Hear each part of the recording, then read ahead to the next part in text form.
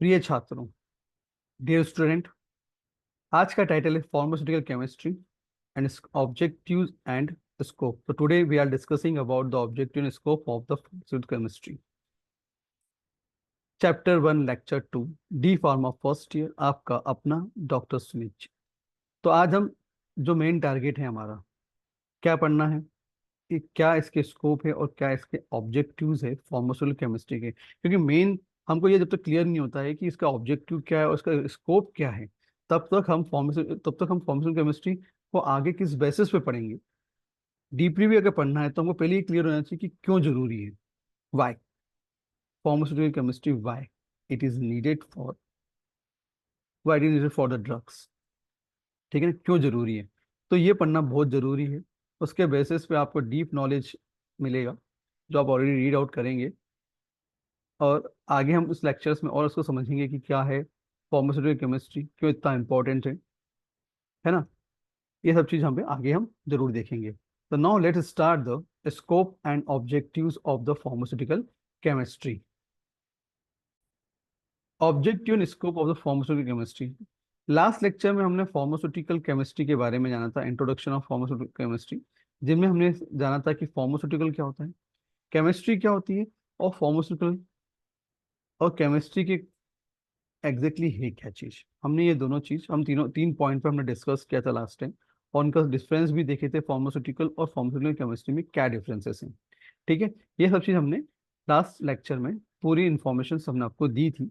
Basic information जो required थी हमने आपको दी थी। आज हम पढ़ रहे हैं ऑब्जेक्टिव और स्कोप के बारे में बात करेंगे। तो यहाँ फार्मास्यूटिकल केमिस्ट्री जो है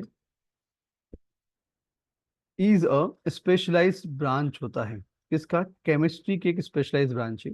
इसका मतलब केमिस्ट्री एक बहुत बड़ा ब्रॉड एरिया है जिसके अंदर एक स्पेशलाइज्ड ब्रांच है। कौन सी? फार्मास्यूटिकल केमिस्ट्री, जिसका मेन फोकस किस पे होता है?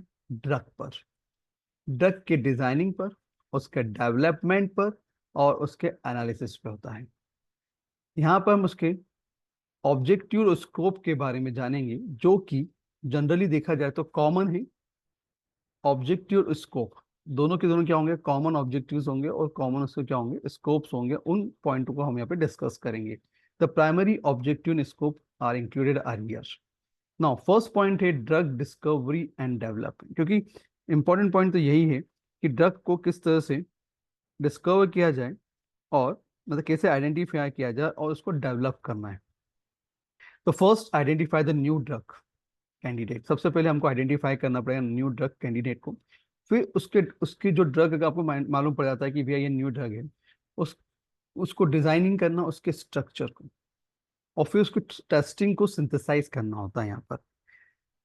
इसका उद्देश्य ऐसी नई दवाओं को खोज करना जो विभिन्न, जो अलग अलग वेरियस जो डिसेस होती हैं उसको प्रिवेंट कर सकें, उपचार कर सकते हैं इफेक्टिव वे में। हमारा मेन टारगेट ये है न्यू ड्रग्स को आइडेंटिफाई करने का, उसको डिजाइन करने का, उसको टेस्टिंग करने का। नेक्स्ट पॉइंट है ड्रग एनालिसिस। ड्रग एनालिसिस मतलब किसकी एनालिसिस करना? ड्रग की एनालिसिस करना। क्यों एनालिसिस करना है, क्या पता करना है भाई एनालिसिस करके? उसकी प्योरिटी के बारे में बात करेंगे, उसकी प्रभावशीलता के बारे में बात करेंगे, और उसकी स्टेबिलिटी के बारे में बात करेंगे। क्यों करेंगे, कैसे करेंगे, इसके लिए हम क्या यूज करें? एनालिटिकल टेक्निक का यूज करेंगे, डेवलप करेंगे और उसका उपयोग भी करेंगे, जिससे हम उसकी प्योरिटी, उसकी प्रभावशीलता और स्टेबिलिटी के बारे में जान सकते हैं। इसका उद्देश्य ये सुनिश्चित करना है कि दवा स्टैंडर्ड के हिसाब से हो और उसका उपयोग सुरक्षित हो। नेक्स्ट पॉइंट है ड्रग फॉर्मुलेशन। ड्रग फॉर्मुलेशन का मतलब ही क्या होता है? ड्रग का किस फॉर्म में आपको दिया जाएगा। ठीक है, ड्रग किस फॉर्म में दिया जा रहा है? मतलब टैबलेट के फॉर्म में दिया जा रहा है, कैप्सूल के फॉर्म में दिया जा रहा है, इंजेक्शन के फॉर्म में दिया जा रहा है, या फिर टॉपिकल क्रीम के फॉर्म में जा रहा है। देखो, हर एक का अपना अपना यहाँ एक महत्व है। टैबलेट की जगह हम टैबलेट को ही दे सकते हैं, कैप्सूल की जगह हम कैप्सूल को ही देंगे। जब जब हमको इंजेक्शन लगाना है तो हम इंजेक्शन के फॉर्म में ही आपको वो दवाएं देंगे, या फिर टॉपिकल क्रीम के हिसाब से, अगर टॉपिकल क्रीम लगाना है मतलब स्किन में लगाना है तो स्किन पर लगाएंगे तो क्रीम लगाएंगे, है ना। ऊपरी ऊपरी जो परत पे लगाना होती है, जब ड्राई होती है स्क्रीन तो हम क्रीम लगा देते हैं। तो इस तरह से हम क्या अलग अलग तरीके से जो ड्रग का फॉर्मुलेशन से, जो ड्रग जो है हमारी बॉडी में कौन सी पॉइंट पर कौन सी चीज, कौन सी टैबलेट्स या फिर कौन सा कैप्सूल, कौन सा इंजेक्शन या टॉपिकल क्रीम कहाँ, किस रिक्वायरमेंट है, किसकी कहाँ रिक्वायरमेंट है, उसके हिसाब से उसको दिया जाएगा। ठीक है, तो यहाँ इंपॉर्टेंट पॉइंट ये है, तो ये सुनिश्चित करना कि दवाएं सही मात्रा में शरीर में पहुंचे और प्रभावी तरीके से कार्य करें। मेन टारगेट तो हमारा यही है। Chemical synthesis. केमिकल सिंथेसिस का मतलब ये होता है कि जो हमारी जो ड्रग्स हैं, ड्रग के मॉलिक्यूल्स की बात हो रही है यहाँ पे। ड्रग के मॉलिक्यूल्स को क्या करना है हमको यहाँ पे, ड्रग के मॉलिक्यूल को इफिशिएंटली, है ना, इफिशिएंटली और कॉस्ट इफेक्टिवली तरीके से प्रोड्यूस करना के लिए हमको कौन से ऑप्टिमाइजिंग सिंथेसिस रूट की आवश्यकता होती है और उसको क्रिएट करना होता है। मतलब इसका उद्देश्य दवाओं का प्रोडक्शन बड़े पैमाने पर करना, और जिससे उसकी लागत भी क्या हो, कॉस्ट भी कम आए और उसकी गुणवत्ता भी सुनिश्चित बनी रहे। ठीक है, क्वालिटी कंट्रोल की बात करते हैं। Quality control is very important point in the drug case, because quality को मेंटेन करना सबसे इंपॉर्टेंट पॉइंट है। बिकॉज वो सेफ्टी होना चाहिए, ना प्रभाव होना चाहिए, और क्वालिटी उसकी मेंटेन होनी चाहिए। किसके, फार्मास्यूटिकल प्रोडक्ट की बात करें, through out the life cycle. मतलब जब तक कि उसकी एक लाइफ साइकिल का मतलब है, जब तक कि हर एक दवाई की, हर एक ड्रग्स की एक लाइफ साइकिल होती है, और उस लाइफ साइकिल तक उसकी क्वालिटी मेंटेन रहे, प्रभावशाली बनी रहे। अगर जब भी क्या होगा, पेशेंट उस ड्रग को लेगा तो उसका असर बॉडी पे होना ही चाहिए। ठीक है, अब लाइफ साइकिल का मतलब क्या है, बिकॉज हम आपने देखा होगा हर ड्रग पे एक एक्सपायरी डेट लिखी होती है ना, कि तब से तब तक आप इस ड्रग को यूज कर सकते हैं, उसके बाद वो ड्रग कोई काम की नहीं है। इसका मतलब है, अगर सायरप पे देखोगे तो सायरप केमिकल के फॉर्म में होता है या लिक्विड के फॉर्म में होता है, और उसका यूज हम एक लिमिट में ही कर सकते हैं, मतलब महीने भर, 2 महीने, है ना। अब जब कैप्सूल की बात करें तो उसका भी एक लिमिट है। तो वो लिखने का क्यों, रीजंस है, रीजंस ये है कि उसके बाद अगर आप यूज करोगे तो इट मे बी वो पॉइजन के फॉर्म में हो सकती है ना, तो उसके बाद उसको यूज नहीं करना चाहिए। ये मेन इसका पॉइंट है क्वालिटी कंट्रोल का। मतलब इसका उद्देश्य ये सुनिश्चित करना है कि दवाएं उपयोगकर्ता मतलब यूजर के लिए सुरक्षित हो और प्रभावी हो।